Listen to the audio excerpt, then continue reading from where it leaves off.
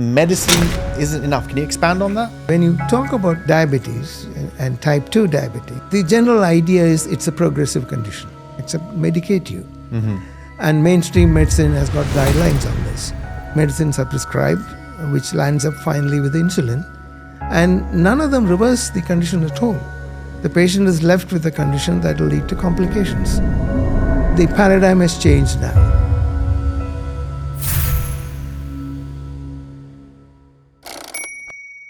Hello and welcome to the Diabetes Reset series. I'm really excited about the conversation today because we're talking about something that's impacting lots of families, especially those in the South Asian community. I'm joined today by Dr. Sunil Menon. He's a respiratory physician who's focusing on functional medicine, and he's helped reverse diabetes in hundreds of his patients. Dr. Menon, welcome to the show. Thanks, it's great to be here. Now, first off, I must apologize. I know it's sweltering hot outside, but in the studio, both of us are baking. How are you finding it? Well, it reminds me of home, where I come from, Bangalore.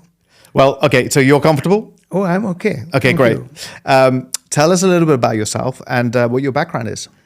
Well, as you mentioned, I'm a respiratory physician with an interest in functional medicine. And I use the principles of functional medicine, lifestyle medicine, and nutrition to manage cases of chronic illnesses. I got interested in this subject about 10 years ago when I underwent training in functional medicine and then went on to do a number of workshops, basically in low-carb diets and ketogenic diets to manage type 2 diabetes. At present, I'm working as the head of the lifestyle clinic in a primary care hospital in South India and use these principles to manage cases.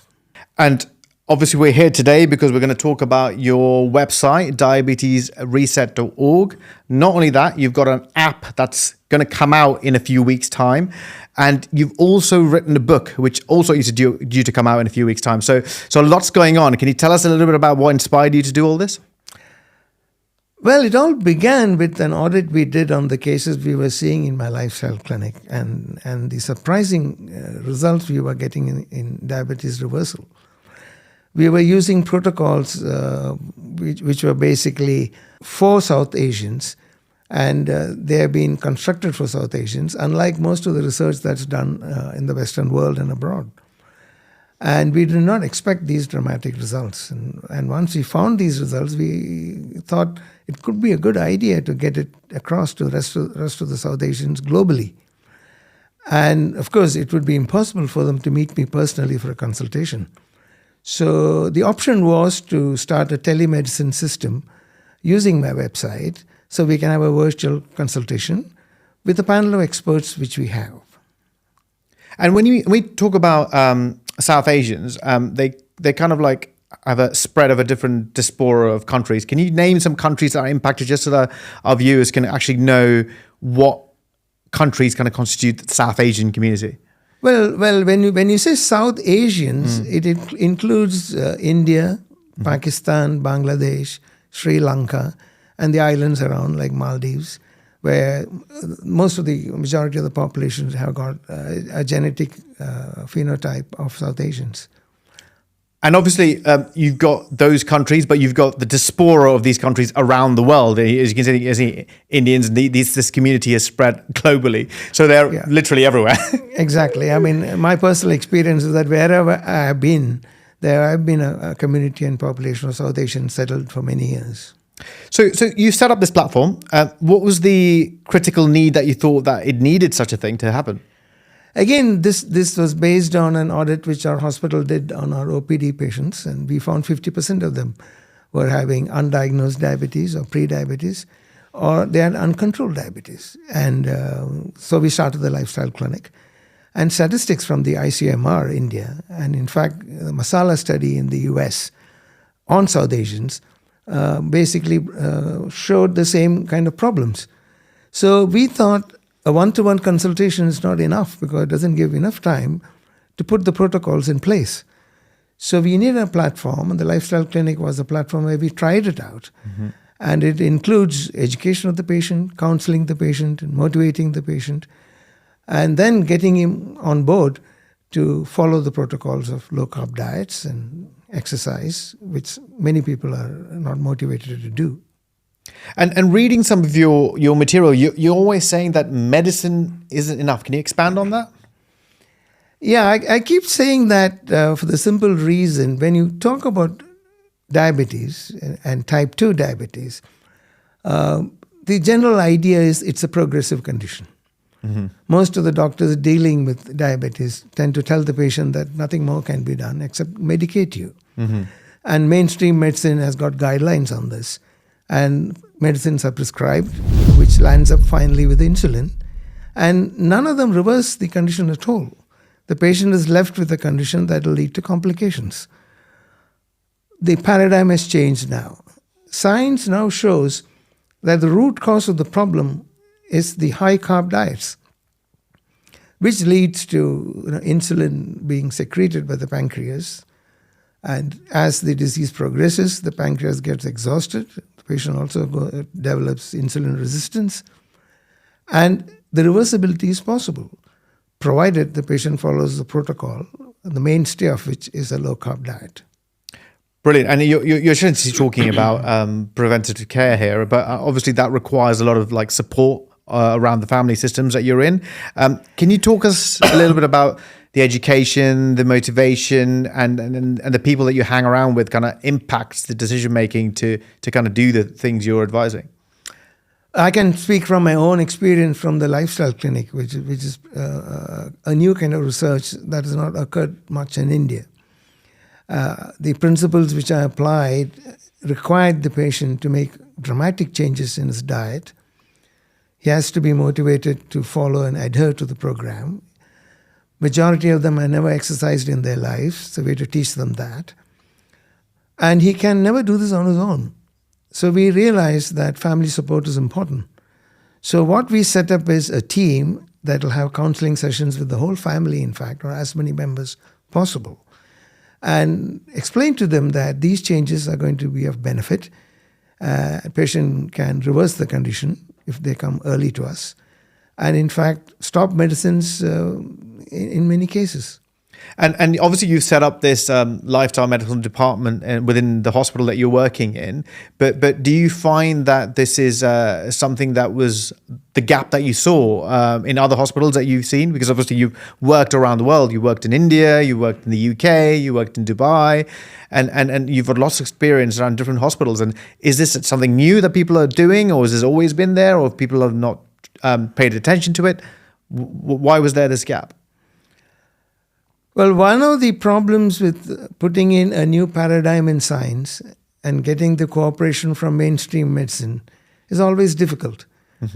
Because what we actually learn in low-carb diets and keto diets and managing lifestyles in patients is not really taught to most doctors, neither in the medical colleges, nor are the nutritionists trained in the subject. So it's a new up-and-coming subject. And people who are belonging to the group of low-carb diet practitioners or functional medicine practitioners or low-carb specialists, as we call them, or lifestyle experts, as we call them. These are the groups of people who are actually working on the subject and trying to get it into mainstream. There is enough research and there is enough publication in peer-reviewed journals on the topic. And it's nothing new. It is just that the change has to occur step by step and slowly. And all changes in science usually take a little time. And you also have medical students that come to your hospital. And is this something that they're taught through their schooling, or is this something that you're kind of advocating that they're learning on the job with you in your department? Yeah, unfortunately, at the present moment, there's no official training in the topic, but they are posted to my clinic, and they know I give enough talks in my hospital on the subject. The nurses cooperate on that. And our registration department basically knows what I'm doing. And recently, of course, we have done a research and published an audit on our success, which I propose to publish sometime later on. Just to go back onto the actual condition of the people affected, a lot of people are blaming genetics. Is that true, or can you actually change things with diet, lifestyle, exercise? And a lot of people talk about that, but reversing diabetes, doing that, does that seem plausible? Well, actually, people tend to misunderstand the word genes. They think that it's a fixed thing. Once you have a particular gene, you get a particular problem, and that's not true. The gene, of course, interacts with the environment, it interacts with your lifestyle, it interacts with your food, and that's a new subject anyway. And a new subject that comes along with the understanding genes is a subject called epigenetics, which actually indicates your genes can modify itself, it can change. And it will be helpful for you in certain conditions, and it will be harmful for you, depending on the lifestyle you lead and the diet you take. As far as type 2 diabetes is concerned, there's no direct genetic influence. You don't become diabetic because your father was. But the percentage has been worked out. It says that if one parent is diabetic, then you have a 40% chance of becoming a diabetic. If two parents are diabetic, it jumps to 40 to 70%. So the chances of you being diabetic increases dramatically. So we do keep this in mind when we usually take a history of the patient. This family history is important. Then as far as what really makes the problem worse is basically the diet. The root causes the high carb diet with most South Asians are eating in their menus every day. Yeah. They're also sedentary, and generally exercise is not part of their lifestyle. Right. And if you add stress to it, it's a very bad combination. And I also see that you mentioned this word tofu everywhere on your material. Like, what is it? I know what it. South Asians suffer this tofu thing. I've heard it in my own example. I've heard the tofu example. Can you explain a little bit about what that is and how to kind of like get through it, get past it? What is it? Is it bad? Is it good? Well, TOFI stands for, it's an acronym for thin on the outside and fat on the inside. And if you generally look at middle-aged Indians, they got thin arms and their legs are also rather thin, but they have pot bellies. And this is an accepted phenotype. And most South Asians who suffer from metabolic disorders, it's a clue. And that pot belly is not normal. That is where the fat is being deposited. And this has many reasons, actually. You'll find that the South Asians have got a particular genotype and phenotype. And we are born that way, different from the other races. So we don't have much subcutaneous fat. Our muscle mass is very poor, very low. And whenever fat has to deposit, it has no place to go. So the excess carb in our bodies naturally turn to fat, and insulin is in control of that. So the more carbohydrates you eat, more fat you produce. This has to be kept somewhere because there's no way to throw the fat out. And instead of becoming obese, we South Asians tend to accumulate this fat, known as visceral fat, in the abdominal area, in the liver, the pancreas, and other organs. And that's a wrong place for fat to get deposited. And the consequences are, you get uncontrolled diabetes. And that's where the tofu plays in, because aesthetically you look normal as such. You've got a little bit of a pot belly, but you don't really associate that with diabetes. I'm reading a stat here where it says half the people who have diabetes in South Asia don't even know they have it, or they're prone to be metabolic about it. So how do they? Why is that? You see, diabetes is basically a symptomless disease. So if you look okay on the exterior, generally okay on the exterior, and you go about your work as normally people do, most of them are sedentary, then they don't land up with the doctor with any complaints. They're not tested for their metabolic health. And metabolic health is something being recognized as an important factor, as an early factor that progresses to diabetes.